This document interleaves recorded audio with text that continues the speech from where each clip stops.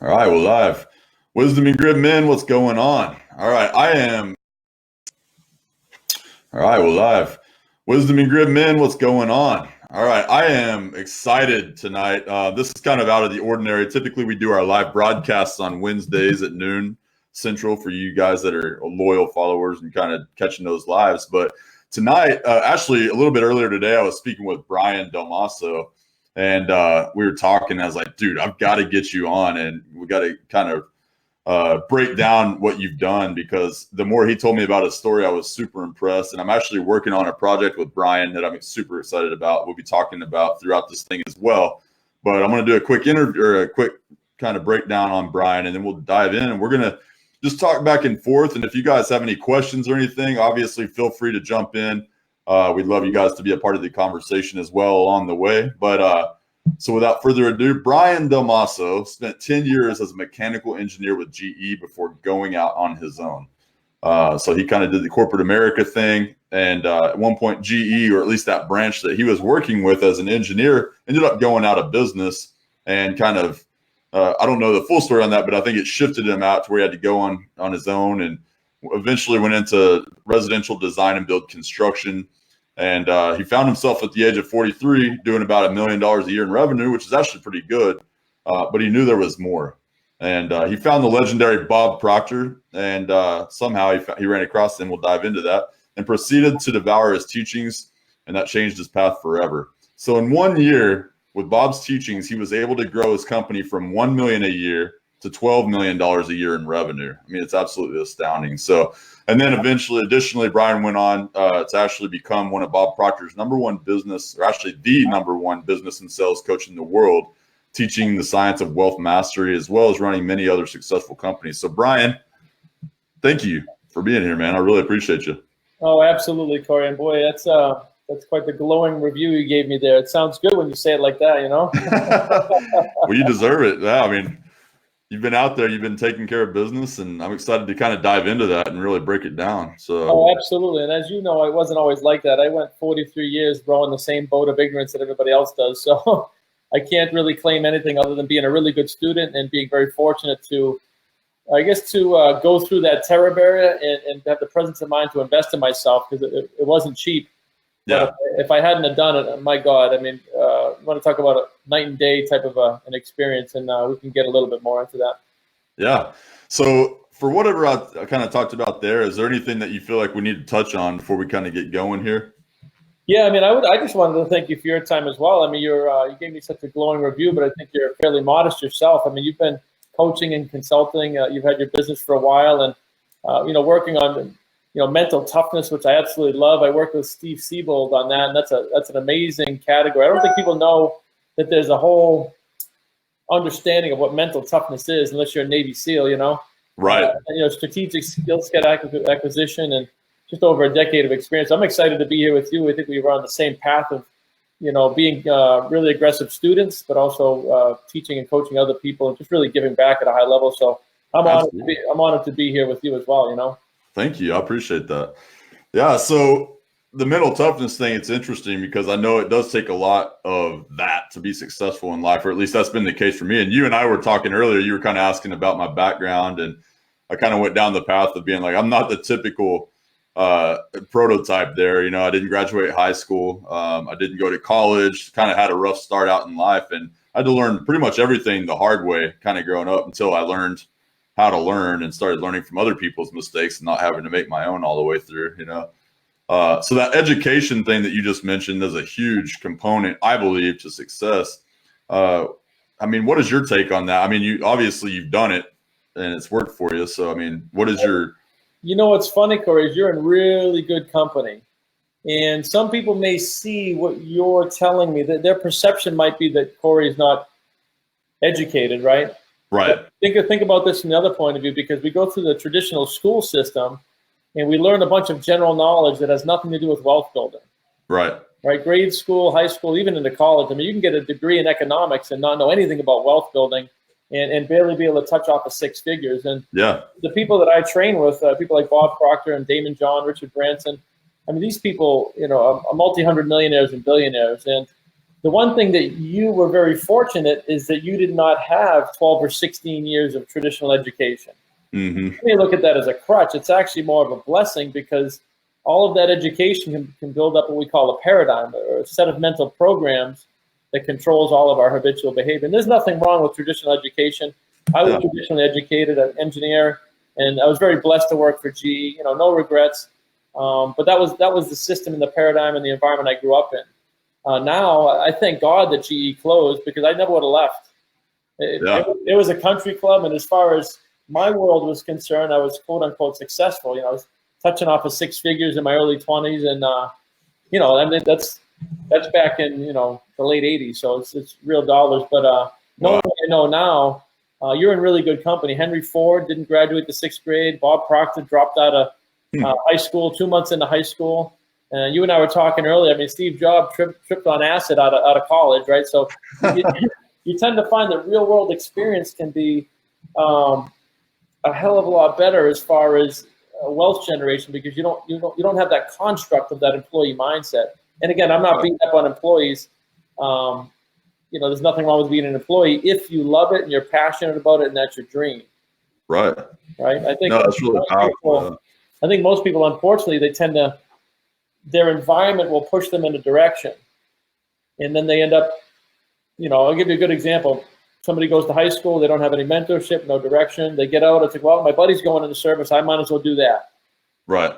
They spend less time thinking about that than they do what they're going to put on for pants in the morning. Yeah. So then they do that, and then they get out, and it's like, well, now what? And their buddy's like, well, I got this great job. Now I'm a CO at the corrections office. You put your 20 years in, great benefits, state pays for it, and the next thing you know, they're a CO for 20 years. And again, there's nothing wrong with that, but less time is spent making those 40-year decisions than what you can eat for dinner. Yeah. Your experience put you out into the real world, and you had to think. And I'd like to hear a little bit about more about your background as you're continuing on there. Sure. Yeah. So it was kind of a rough start, like I said, but I ended up not graduating from high school, so I went into work in construction. And a big part of like why too that I kind of went into more working with men is for the longest time I didn't really have a lot of masculine influence in my life growing up. My dad was around, but he was kind of just focused on working where he was at. He worked for government agency, Pantex. They're like nuclear missile facilities, so they do a lot of that type of thing. But his whole thing was kind of get in there. It's bureaucracy at its finest, and just pretty self-absorbed dude. So anyway, I spent a lot of time trying to figure out what it was like to be a man for myself. And going into construction, that's not exactly the place to be going in there and trying to figure out how to be a man. And I love the guys that are like hard blue collar dudes, but it's like when it comes down to when you get paid on the weekends, you're not exactly like figuring out where to go invest your cash most of the time. Whether you're going to the strip clubs or whatever else, and kind of so drinking a lot. And so anyway, I saw where my life was headed, and I was like, man, I got to get out of here. I'm from Amarillo, Texas originally, which is a great city, but I always knew there was more, and I saw a lot of my buddies and stuff kind of getting their girlfriends pregnant, and just like it's just there was something about that I just didn't want. Obviously we know all know what. So I came down and ended up getting a position at a place called Purina Mills. Was working in a warehouse from 5 at night till 5 in the morning, 6 to 7 days a week. And I remember it was right off of the most busy highway in Fort Worth, and I would come to work at 5 in the afternoon, and I'd sit there on this patio while everybody's kind of smoking cigarettes and stuff. And I didn't smoke, but and I would watch these cars drive by in rush hour traffic, go into their homes, or wherever else, maybe to go have fun and all this. And I'm locked up at the plant, it's a 100-year-old facility that's dirty and all this. And I was just like, is this really what life is about?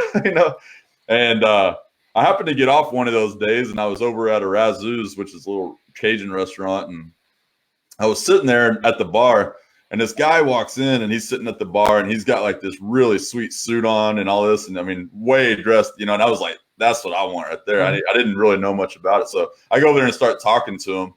And he was a sales guy as I got into. He's like a sales training guy at a company.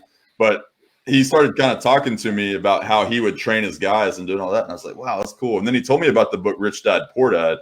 And I was like, Rich Dad, Poor Dad. I'd never heard of it at that time. And then, to be honest with you, I don't think I had ever read a book, beyond Green Eggs and Ham as a kid or something up to that point. So, but he was very adamant about, like, that's the book, man. That gets it done right there. And so I went to the bookstore and I grabbed it and couldn't put it down, Brian. I mean, I was like all in. I didn't even know there were books like that out there at that time. I was 22 years old, something like that, and just devoured it. I mean, it was just like I couldn't get enough. And then I found out he had other books, so I started getting those too. And getting, then he was kind of doing a speaking tours and stuff back then. So he was coming to Dallas, and I didn't really have the money to pay to go to the event. And so what I did is I figured out how to go there as a volunteer.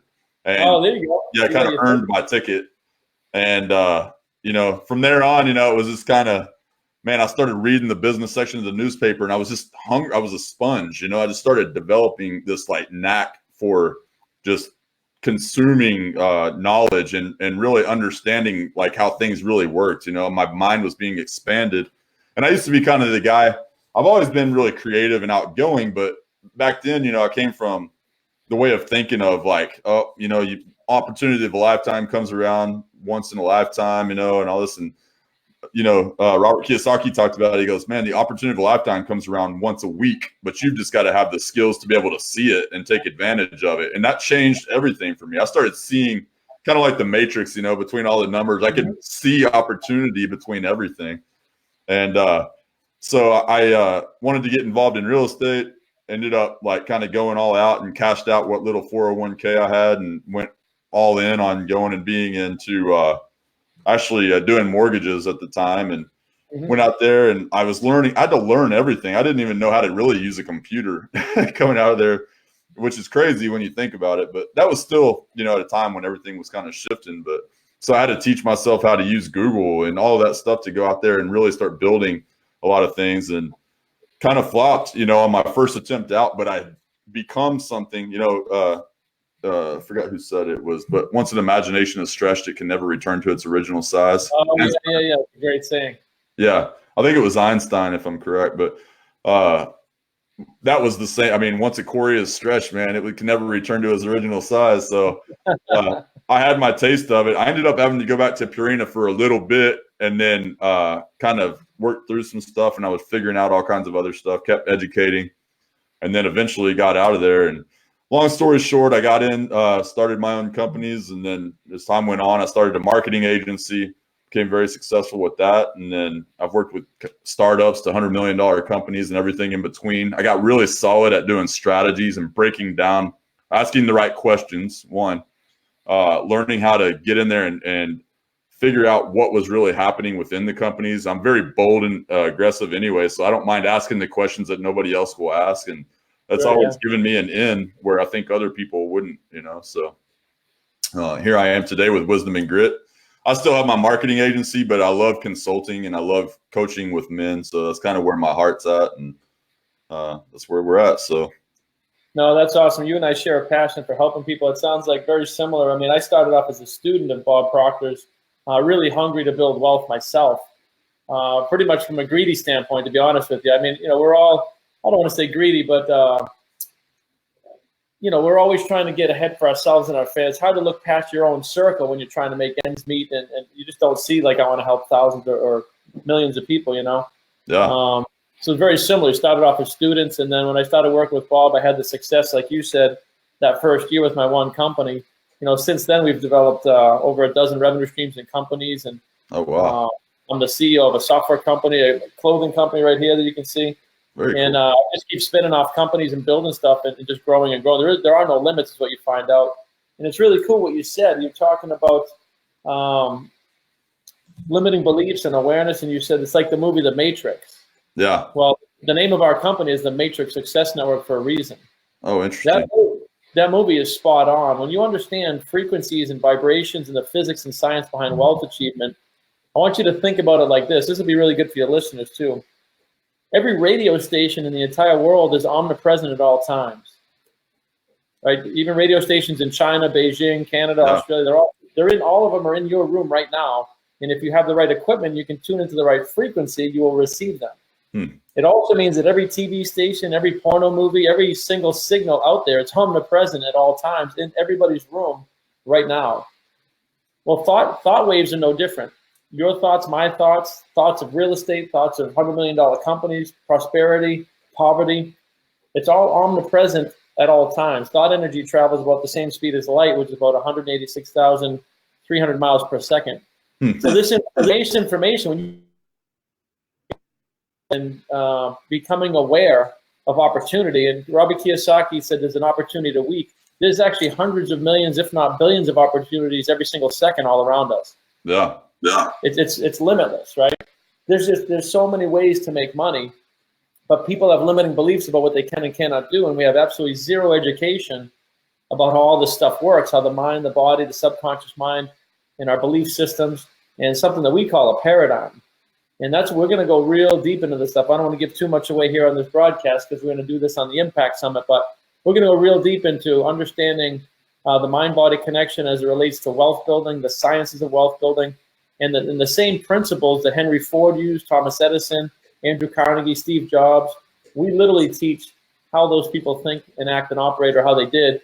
And more importantly, there's a duplicatable, teachable roadmap to this information. So I'm super excited to be working with you at the Impact Summit. Me too. Let me ask you this, though. What was it like growing your businesses without traditional schooling? I mean, you want to talk about the school of hard knocks. It's all trial and error at that point, huh? Yeah, every bit of it. I mean, I think I recognized what my strength was, and it took me a while, right? Because I had a lot of limiting beliefs and stuff from that, kind of not doing the standard, and thinking that was something that happened to me rather than for me.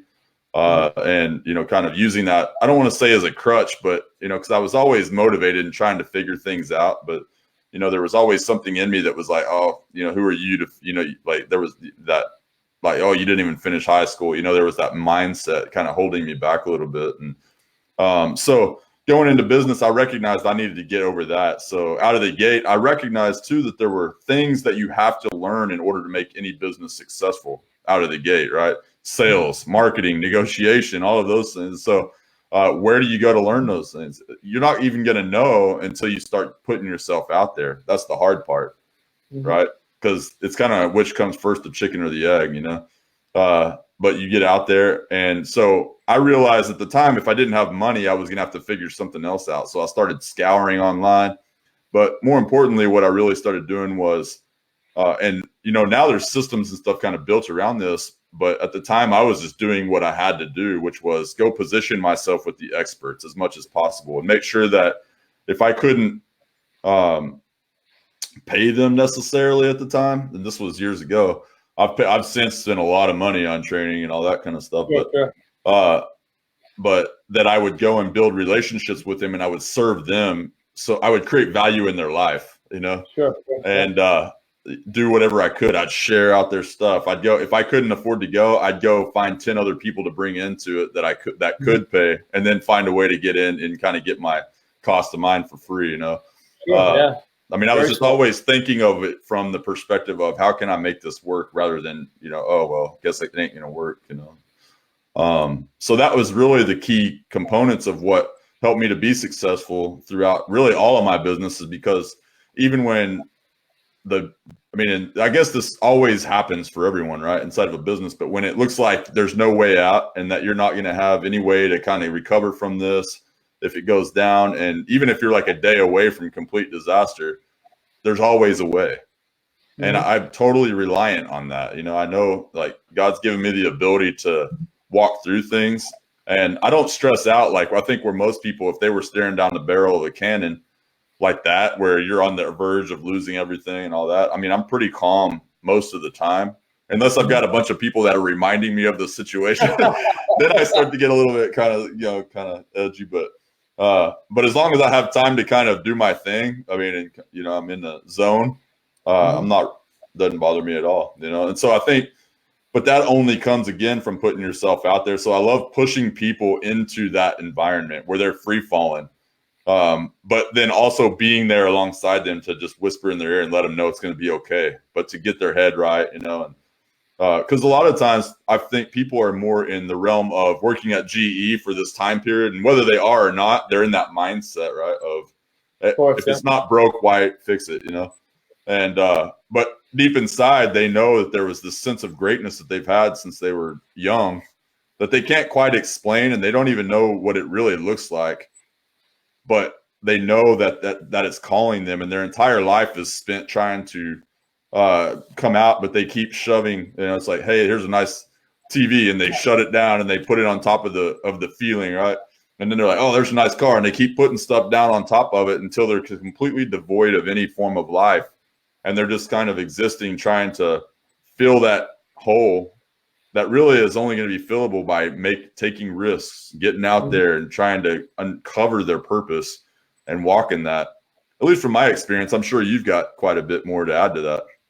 Yeah, no, what you're talking about there is something we call a paradigm. That's the beautiful part of it that we were able to break down through Bob. I mean, Bob's been studying the mind and wealth building for 60 years.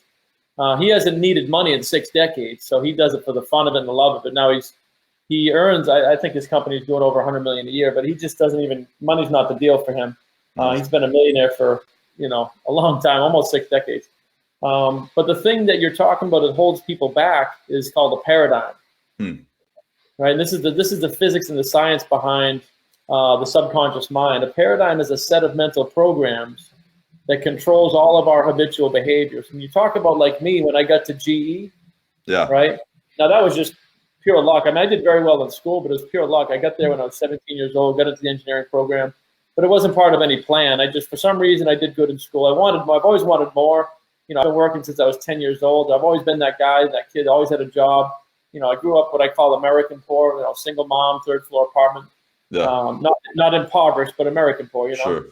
So I always had that hunger, but I didn't know any of this stuff, obviously. So when I got to GE, I was surrounded by people, and everybody there was like, this is the greatest thing you could ever hope for. There was people there for 40 years, and it is. It's a great job. Government contract, 6 weeks vacation, pretty decent money. You retire a millionaire if you just play your cards right, invest in GE stock and all that stuff. I mean, a $1 millionaire, not like 100 million. Right? But I mean, then I was in this environment that told me this is as good as you could ever hope for. Right? So environment is stronger than heredity, and our paradigm is programmed by other people right from birth. And I'll give you a good example. How old are you now, Corey? 42. 42. So imagine if instead of growing up how you did and where you did with your parents, and nothing wrong with your parents, instead you grew up as Warren Buffett's son. Yeah. And I don't know Warren personally yet, but at least financially, being in that realm of advanced mergers and acquisitions, global economies, and taking over companies and stock trading, at least financially, where do you imagine you'd be right now? Oh yeah, I'd be set. I don't know his family history. I think he does have some kids. I don't know how they turned out, but I mean, if I were to follow in his footsteps, oh yeah, I think I would. Warren is because very specifically, he does not really give to his kids. He's donating 99% of his wealth to the Bill Gates Foundation. Now he did put his kids through a good school, but that was about it. They're all very, very successful because he came from nothing. Yeah. So he made sure that everybody else, they had to earn that. That's why I use him as an example. Yeah. Because even though he is he's worth close to 80 billion, I think, that's all going for humanity. It's not going to his family. That's amazing. Now 1% of his wealth is still a ton of money, but totally. But yeah, it's this paradigm, right? This set of mental programs that's given to us from birth. I mean, you never chose to speak English. That was a program that was given to you, was spoken around you. Yeah. Think about that. So wealth building is no different. Neither is smoking. Right? The subconscious mind wouldn't know the difference between smoking or wealth building. They're both just habits that are environmental stimuluses. Now, mentally, consciously, we know that one's bad, one is constructive, one is destructive. But the subconscious mind literally doesn't know the difference between smoking and wealth building. So what we're able to do is get to that root cause of how this information got there. And this is where you got to realize anything that can be programmed into the subconscious mind can be programmed out, including like PTSD, depression, anxiety, and stress. Stress is actually a choice that comes from ignorance. And I know I'm going to get some blowback on that one, but it comes from, ignorance is not a bad term. It just means not knowing, a lack of education, right? Yeah. So this is some of the stuff we're going to be going over too at this Impact Summit. And man, I'm telling you, with a little bit of information, I mean, I 10x my company in a year, and then tenfolded that in the next 5 years. And I'm not saying that for any other reason. I was, like I said, I was rowing that same boat of ignorance for 43 years. So I'm super excited to be working with this in this summit. You know. Yeah, that's gonna be great. I'm excited too. What do you think it was about you that? I mean, and I don't know all of Bob Proctor's understudies, but why was it you that was kind of able to take that and become the #1 guy in the world? Well, this is probably something you can relate to. I am very competitive for whatever reason. Yeah. Yeah. You know, whatever I'm doing, I mean, you know, especially now that I have this knowledge, I just, to me, it's not like I'm trying to beat everybody. When I say competitive, I mean competitive with myself. I'm in a creative state. I don't look at other people. And this is actually something that holds people back. When people look at other people and they try to compete and beat them, it's actually extremely limiting. Yeah. If you think about it, right? Because you're taking somebody else's version of what they think is the best, and you're not even thinking about doing 100 times better. You're just thinking about beating that one little thing, you know? Totally. So I'm competitive with myself, and I don't know why that is. Maybe you might be able to explain that one. I'm competitive. Yeah. No, I mean, I don't know. I think there's a lot of layers to that, right? That come into play. I think it's a healthy state for sure. You know, as long as it's constructive. Creative, you know? Sure. It's an interesting idea, really, because if you think about it, like when you're competing with other people, it's only until you beat them, and then what, you know? And I think you find yourself in multiple states of depression and all those things when you're competing with other people, because even if you win, then now what? And you've got to go find out your purpose again. And it's this constant game versus just this rise of like, okay, I can do better. I can do better. And you're pushing your own self. Yeah, there's really no limit. 100% on point. Yeah, we're limitless beings. So, like I said, that reminds me of a good question. I mean, with so much opportunity in the world, and we've been talking about this, why do you think so many people are stuck? That's a great question. I mean, from my perspective and my experience, it's been because they don't ask the right questions. So they're not like, one of the things, I have a 3-year-old daughter and a 7-year-old son, and I've learned a lot about myself from having kids. I remember when my son was born, and then like when he was kind of just doing his thing, he'd just lay there, you know, and he wasn't able to do anything. But then when he started kind of getting to the other thing of that was I was noticing how he was adapting so quickly from being born to the world, right? And he was just picking up skill sets like crazy. And at the time, I was just starting my marketing agency, and I knew that I had to be the man that had to be the example for him, because I didn't want to just be there sitting there going like, oh, you need to be an entrepreneur. And I was over there, you know, scared or something or whatever I'm trying to do. So Exactly. I had to show him, you know. And I remember just like being so inspired by him constantly. And here was this being, my son, who was defenseless, who only had months worth of living experience teaching a 40-year-old man what it was to live, or, you know, 30, whatever. And I was so blown away by that. And it's, you know, I remember like too, whenever he would start to crawl, and I was using different tactics with him. So I kind of bribed him with ice cream, you know, to start crawling. He was just laying there in the playroom, you know, and I had this bowl of ice cream and I was kind of eating it. And he was like, I don't want some. And I was like, if you can crawl over here, you can have some. So I just kind of kept going like that. And he started kind of army crawling to get it. And I was like, yeah, you know. And then his first steps even, you know, and I remember how he just, like, after he learned to crawl and he would start sitting up, and then he would kind of get to where he was doing that, he would keep just constantly, he looked like he was breakdancing in the living room, because he would kept getting up, getting down, getting up, getting down, you know. And I was like, man, he just never quits. Like, and it's in us, right, to just not stop. And I thought that was so interesting, because as I watched him do that, I was like, man, the problem is we get so caught up in our own comfort, you know. And I think comfort is the killer of all things. I mean, like, it doesn't mean we can't have, you know, good days and all that, but when we expect it, it's kind of like people who just eat nonstop crap because they like treats. They're not treats if you live off of them, you know. You know. So I mean, it's the same thing with comfort. You know, it's not comfort if you live off of it. You know, I mean, comfort is a treat. You know, it's one of those things that you should have. Like, to me, you should always be pushing into that fray. It's like that constant, like, what is beyond the thing that's the thing right now? You know, I mean, right. It's that insatiable curiosity about what's next. You know, and I don't know if maybe that's the key, but it's that, and with a mix of comfort and, just being willing to put yourself out there and fall. And like my newborn son at the time, you fall down, you cry a little bit. But the other part was he had somebody like me to be there too. So I think having somebody that's above where you're at, and the mentors, and, and kind of. Oh, you hit it 100% on the head. And I love the example, because we actually use this baby example all the time. This is going to be really good for your listeners. It's a very simple way to understand how the conscious mind, the subconscious mind, and the body work together, right? We exist on 3 planes: spiritually, intellectually, and we have a physical body. So the thing about a baby is they have a blank paradigm. Their conscious mind, there is no conscious mind. It's all subconscious, it's wide open. Whatever you dump into there becomes part of that programming that we're talking about. And when you witness a baby learning to walk, what it is, they get a conscious desire that they want to go from point A to point B for the ice cream, let's say, right?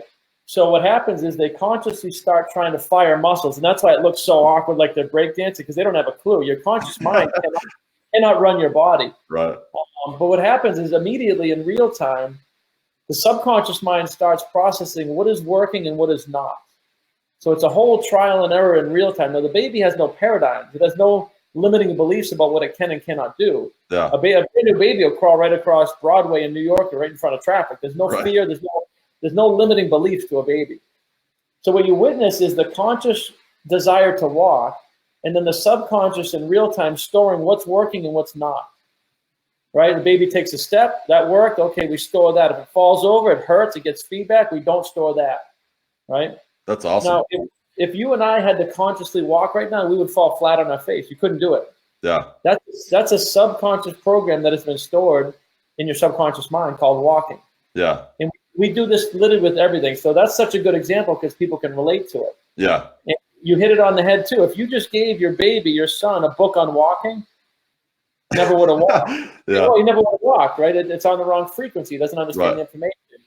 Your baby needed a mentor to walk. Yeah. To do something as simple as walking. So if we need mentors to do something as simple as walking and talking, why on hell on earth would people not understand that they need mentors to build wealth? Mm-hmm. See, we go through the school system and we get dumbed down, we get programmed. There's nothing, I don't mean to beat up on the school system. They're doing the best they can in a broken system. But that is not how human beings digest information and learn. Right. We're just giving people a little bit of math, a little bit of English, a little bit of history. Completely useless towards wealth building. Decision making, self-image, willpower, persistence, desire. Yeah. Those are some of the things we should be teaching. But that example is the best because I think it really illustrates how we process information. Now, the difference at our age, Corey, is we have these layers and layers and layers of limiting beliefs that have been given to us by other people. Yeah. Starting with the school system. And then, if you grew up with parents that weren't really wealthy, well, your parents love you, but they're doing the best they can, but you absorb those programs. And then, like I said, some people end up either in the military or the this or the that. And then we get into early adulthood and we just kind of stop. But if we understand this stuff, I can take anybody at any present state of income, age, awareness, doesn't matter if they're impoverished and 80 years old. If they're open-minded and have a belief, we can literally unprogram all of that and reprogram in whatever you want, wealth building, physical fitness. That's kind of what we work with. So that's fascinating. Let me ask you this, because it's really cool to hook up with that. I think you got a full schedule. You're teaching, coaching, training, you're a parent. You got multiple businesses. What made you decide to join us at this Impact Summit? I'm just curious. Well, for me, it's being able to impact people at scale. I love the concept of being able to work with other people who have a heart for changing the world. One, that's a huge part of it. And then the other part of it is making sure that the message of transformation is out there. Like the people that know that they have the ability to be able to change their life, the same way that I chose to do that after I ran into the guy at the bar, right? And he told me about Robert Kiyosaki's Rich Dad, Poor Dad. And the way that book changed my life is the way that I want to change other people's life, And I think that the best way to do that is to partner with other people like yourself, to get out there and really just create impact, create opportunities for other people to rise, create opportunities for them to become that distinct version of themselves that I believe God's created inside of every man, every single woman. I mean, I work with men, but I believe that if we work with men, that everything is done through that. Identity is put into culture through men. We built the world, and we will continue to build the world, and there's no amount of politically correctness or anything like that that's ever going to change that.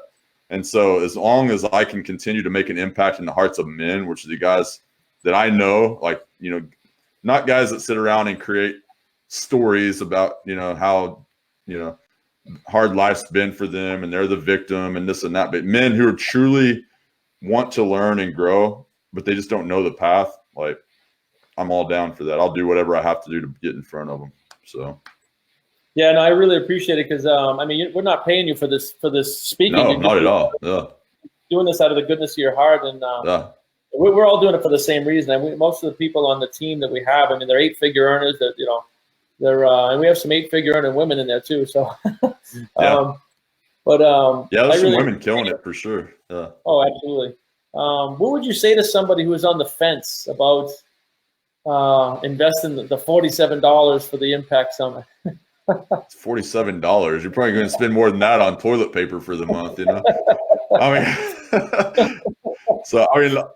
I mean, what can you say about that, Brian? I don't know. It's kind of, I find it hard to have sympathy in that regard, a lot of times, because I mean, I can tell you so many times, Brian, that I was at that point I was talking about where it felt like I was at the end of a barrel of a gun and I had to move quick, and there's nobody there that's like, hey, we're just going to save you or whatever else to kind of take you to that next level. Or there was never that. And I had to do what I had to do.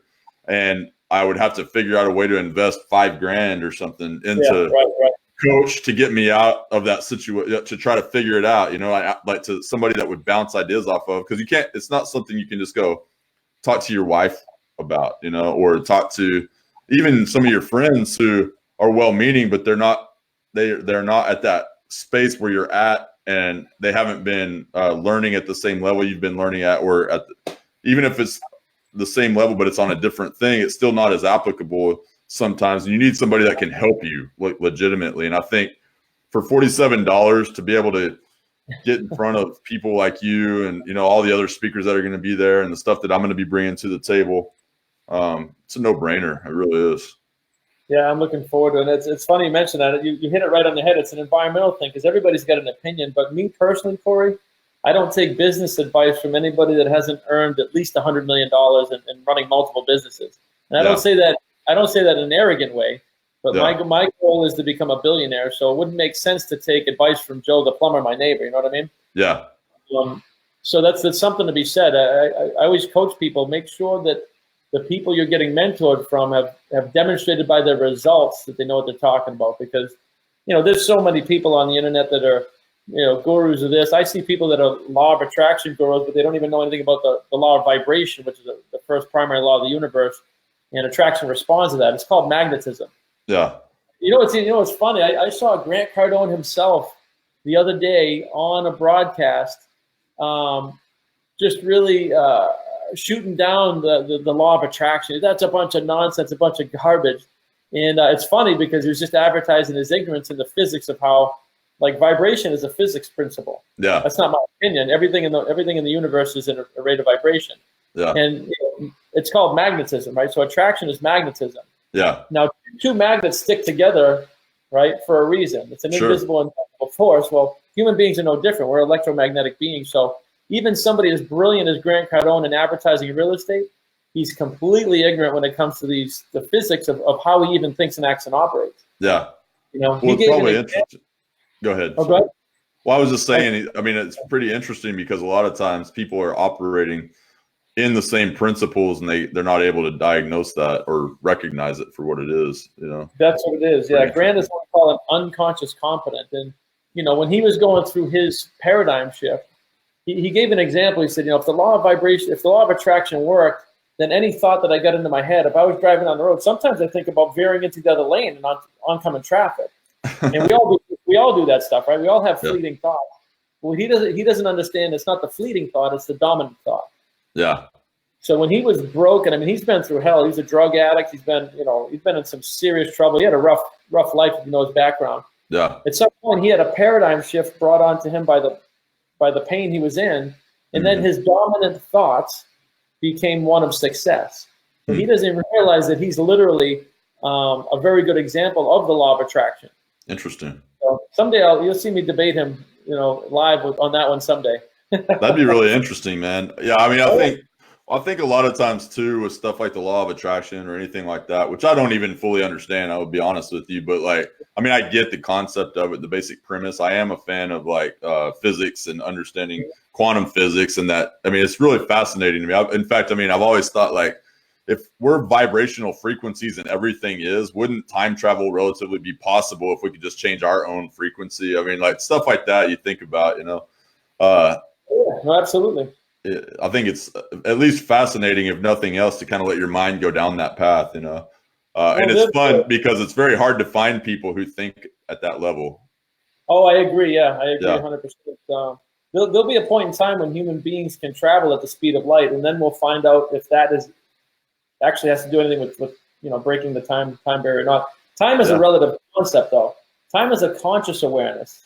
Yeah, there is no time or space in nature and God and physics. That's a mental. Man, we know time because we created the watch, but nature knows no time. That's a whole different subject. You and I. So like back to that though, real quick. So if time doesn't exist, then like how do we explain the breakdown of things as time's going on if their time doesn't exist? Well, there is no breakdown of things. It's just a transmutation of energy. All the energy that ever was or ever will be exists, and it's omnipresent at all times. So when you take an acorn and it grows into an oak tree, we think it's getting bigger. It's not. It's just pulling energy that's already there from the no thing to the something. Right? So now you're dealing with consciousness and universal intelligence bringing nothing into matter. That's fascinating, dude. Yeah, I would love to dive into that more. Right? If you take an ice cube, it's just in a low state of vibration. Yeah. We call it cold, but it's in a low state of vibration. If you add heat, what would be energy, right? The frequency and the vibration speeds up and it turns to water. If you keep adding heat, it turns to steam and then gas, ether, and air, and it seems to disappear, but it's not. It just goes up, and you can bring it back down by adding the cold. Human beings are no different. We moved into our body when we're born, right? We existed before that in a spiritual energy state. And dude, that's really powerful, man, to think about. It's a principle. It's a transmutation of energy. It happens to all things. But there is no such thing as created or destroyed. It's just a transmutation of energy. And we're going to get a little bit into that at the summit, too. You and I are going to have like a 4-hour call after this. No. We can jump off. I know you got stuff to do, but it was really awesome to get to know you. So, guys, for those of you that are watching right now and in the future and everything, so we're going to be doing the Impact Seminar that Brian is putting on, along with some of the other speakers. You can mention those. I just want to make sure that they know who's all going to be there. Sure. Yeah. I mean, people may or may not know these people, but Ray Higdon is a master in business. He's a multi 8-figure earner. He's going to be doing specific business mastery. Brian Carruthers is a real estate mogul, multiple businesses. He's also in a network marketing company. I mean, the guy's earned over $25 million just in that one vertical alone. We have tax strategists. We have health and fitness experts. 3-time fitness pro Jenny Lorent's going to be in there. We just have so many speakers, all different verticals. And the cool thing about this is anybody that registers for this, they're going to get I think there's like 25 speakers. But we're going to record all of their individual trainings and bundle it up and then send that out to anybody that registers. They can have that training for life, and they can go back to it and they can study it. So the beauty is they're going to be able to pick and choose who they want to kind of break out with, but they're going to get everything all in one package. So I'm really excited because we're just going to be giving a lot of information towards how to overcome fear and procrastination, how to build wealth, how to break out of that employee mindset, and your topic, and just a host of really good speakers. So I'm really excited to be working with you on this. Yeah, same here. It'll be a lot of fun. So I'll put the link down, guys. There's a link that I'll put down in the comments section for y'all. to go and check it out. It's only $47. Is the price going to go up? Because I thought that it was at one point it was. No, we were toying around with a whole bunch of stuff. I mean, honestly, we first started this. It was going to be a high ticket. It's going to be like a $1,500 event. And then we said, well, that's going to really limit a lot of people. And then we said, why don't we just make it free? But people don't value free. So I don't know where we came up with $47 other than somebody has to at least put a little skin in the game. Yeah. So, yeah, that's going to stay the same all the way to the end. So.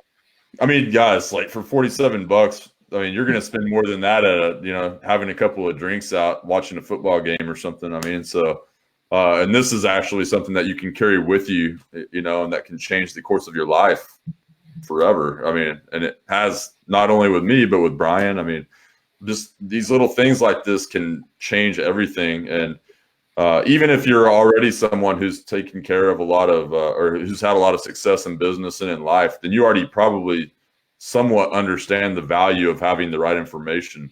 And so, and exploring new ideas and thoughts and having impact from people who have been there, who have done it. So for $47, I mean, you're not going to find anything better for, as you said, 25 speakers. So, I mean, there's a lot of good information there. So, well, Brian, thank you, man. I really appreciate you taking the time to come on tonight. And this is really valuable, man. I appreciate the wisdom that you shared with us, and looking forward to sharing the stage with you virtually. No, absolutely. I appreciate your time as well. I appreciate you jumping in with us, and I look forward to watching and studying your segment as well. And like I said, you and I will have to get together and do a podcast because I'm really dig deep into this stuff. I love I love connecting the dots with people, and I love working with people such as yourself. So I look forward to seeing you at the summit, brother. Thank you. I appreciate you. Yeah, and I'd be honored to have you on the podcast. And anytime you want to dive into that physics, I love that stuff. I don't understand it as obviously as much as you do, but I mean, I can't get enough of it, so it's really interesting. So, all right, man. Well, guys, I appreciate y'all. I'm going to put the link, like I said, down in the comments. If y'all have any questions or anything, obviously put it down in the comments. Let me know. I'll get back with you on that with any details that I can get to you. If it's something I can't answer, I'll reach out to Brian or Craig. He's another guy that's going to be a part of this, and we'll get your questions answered. But otherwise, we'll see you there. And Brian, thanks again. We'll talk to y'all later.